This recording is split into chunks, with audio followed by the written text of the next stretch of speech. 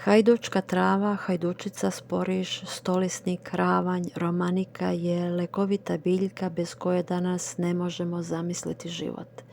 Istini za volju, ona je za mnoge teške bolesti naše najbolje pomoćno sredstvo, a prvenstveno predstavlja lekovitu biljku za ženske bolesti.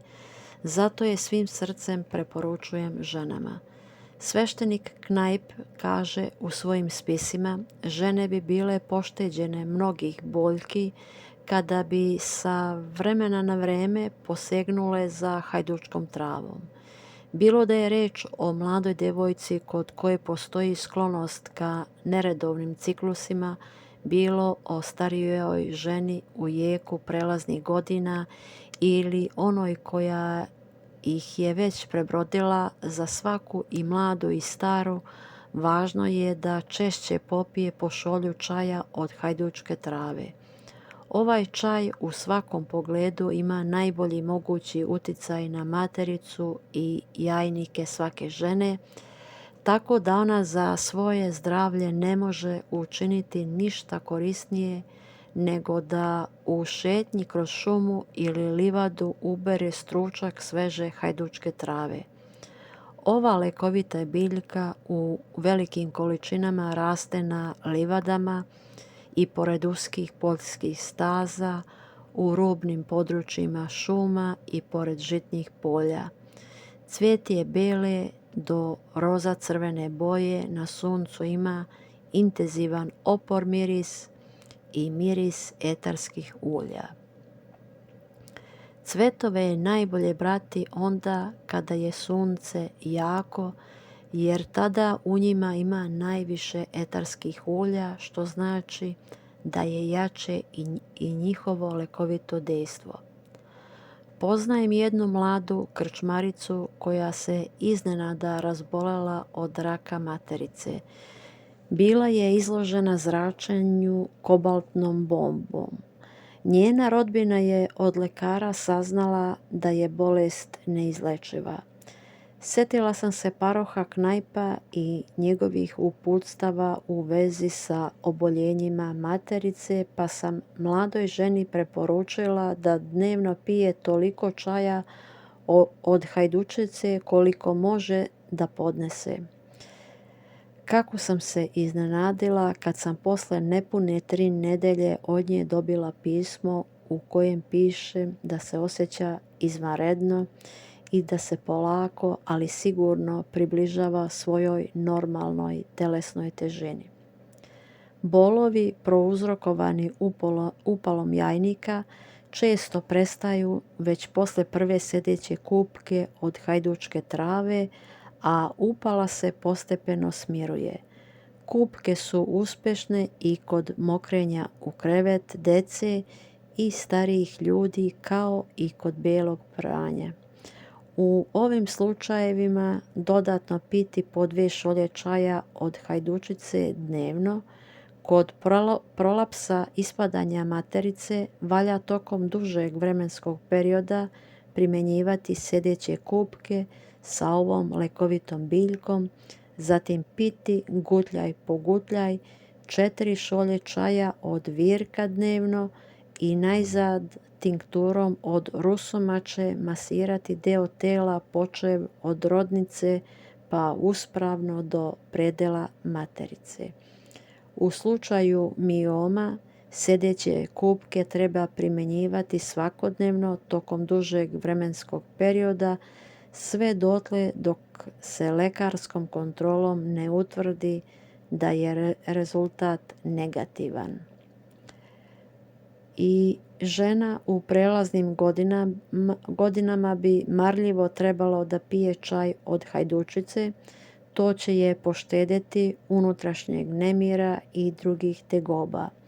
Na zdravlje veoma dobro utiču i kupke od ove lekovite biljke. Kod upale živaca nogu i ruku naročito prijaju kupke ovih delova tela u vodi kojoj je dodato hajdučke trave. Uslov je da se bere na suncu i to u podne.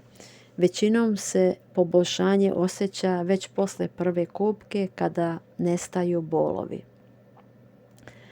Doktor Luce čaj od hajdučke trave preporučuje kod navale krvi u glavu, propraćene bolovima, kao da će mozak pući, kao i protiv nesvestice, nagona za povraćanje, zatim kod oboljenja očiju praćenih sekretom i suzenjem, kod jakih bolova u očima i krvarenja iz nosa.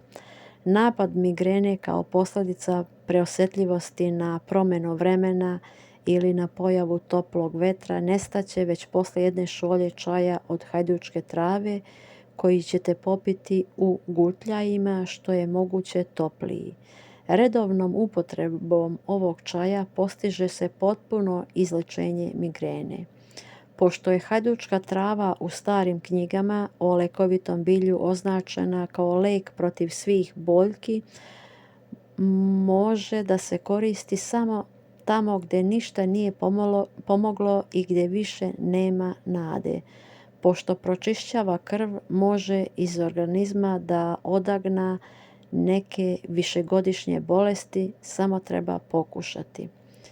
Trebalo bi da je opšte poznato da hajdučka trava direktno deluje na koštanu srž i da u njoj podstiče stvaranje crvenih krvnih zrnaca, zato je kod oboljenja koštane srži, kada svaki drugi lek zataji, pa i kod gnojenja kostiju, uputno primjenjivati kure čajem od hajdučke trave, dodavati ovu lekovitu biljku u kupke te u kožu utrljavati tinkturu. Ona predstavlja i dobro sredstvo za zaustavljanje krvarenja iz pluća, a zajedno sa korenom iđerota može da leči rak pluća. Koren iđerota treba žvakati tokom dana, a čaj od hajdučke trave piti gutljaj po gutljaj po jednu šolju ujutro i uveče. Čaj brzo pomaže kod krvarenja iz želuca, kod hemoroida koji jače krvare, kao i kod pritiska u želucu i jače žgaravice. Kada je riječ o prehladi, bolovima u leđima i reumatskim bolovima, čaj od hajdučke trave piti u što većim količinama, što je moguće topliji. Njime se može regulisati rad bubrega, otkloniti nedostatak apetita, nadutost i grč u želucu, normalizovati rad jetre, lečiti upala želudačno-crijevnog trakta, podstaći lučenje u crevima i time ujedno regulisati stolicu. Pošto mnogo pomaže kod poremećene cirkulacije i grča krvnih sudova, čaj od hajdučke trave se najtoplije preporučuje onima koji pate od angine pectoris. Neprijatan svrap u predelu rodnice otklanja se ispiranjem i sjedećim kupkama od hajdučke trave. Od cvetova ove biljke može da se napravi veoma dobra mast protiv hemoroida i naravno pravi se isto kao i klasične masti. Do sad neven. Čaj, jedna puna mala kašika, popari se sa 1/4 litre vode i ostavi da odstoji kratko vrijeme. Tinktura od hajdučke trave, cvetovi hajdučke trave ubrani na suncu, do vrha napuniti bocu i preliti rakijom od žita ili voćnom rakijom jačine od 38 do 40 stepeni te na suncu ili blizu izvora toplote ostaviti 14 dana. Mast od hajdučke trave dobro ugrejati 90 grama nesoljenog maslaca ili svinjske masti i dodati 15 grama svežeg isitnjenog cvijeta hajdučke trave i 15 grama sitno naseckanih listova maline.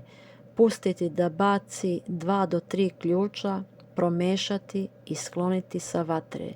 Sljedećeg dana masu zagrejati, procediti kroz platno i njome napuniti pripremljene čiste tegle. Mast čuvati u frižideru.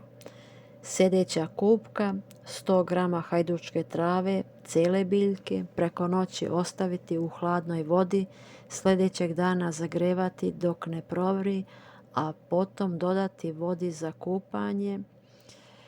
Sve što sam rekla bit će ispod videa, odnosno bit će recepti. Želim vam svima dobro zdravlje, veliki pozdrav!